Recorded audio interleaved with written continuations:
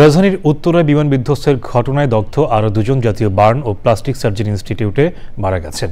সকালে মাত্র 1 ঘন্টার ব্যবধানে এক শিশু ও এক নারীর মৃত্যু হয়। হাসপাতালে চিকিৎসাধীন 36 জনের মধ্যে 13 জনের অবস্থা গুরুতর। আয়ান ও রাফসি নামে 2 শিশুকে হাসপাতাল থেকে ছেড়ে দেওয়া হয়েছে।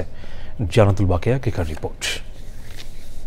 মাইলস্টোন স্কুলের 7ম শ্রেণীর শিক্ষার্থী জারিফ আইসিইউতে চিকিৎসাধীন অবস্থায় সকাল 9:10 মৃত্যুর কোলে ঢলে পড়ে। দুপুর 12:30 নাগাদ স্বজনদের কাছে তার মরদেহ বুঝিয়ে দেয় কর্তৃপক্ষ।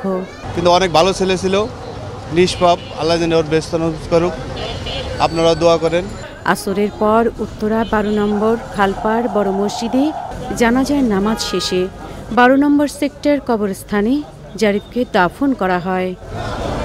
জারিফের মৃত্যুর 1 ঘন্টার ব্যবধানে মাইলস্টোনের অফিস সহকারী মাসুমা বেগমের মৃত্যু হয়।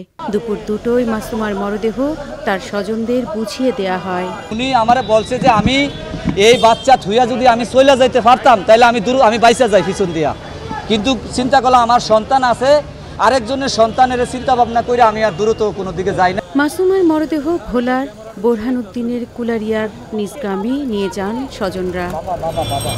জাতীয় বার্ন ও প্লাস্টিক সার্জারি ইনস্টিটিউটে চিকিৎসাধীনদের মধ্যে শনিবার 12 বছরের রাফসি এবং আয়ান খান নামের 2 শিশুকে ছেড়ে দেওয়া হয়েছে।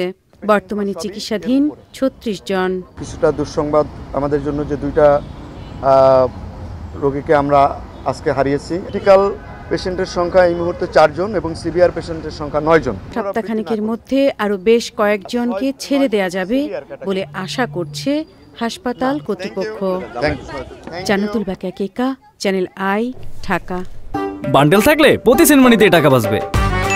বিকাশ সেনমানি বান্ডেল কিনে জিতুন প্রতি লেনদেনে।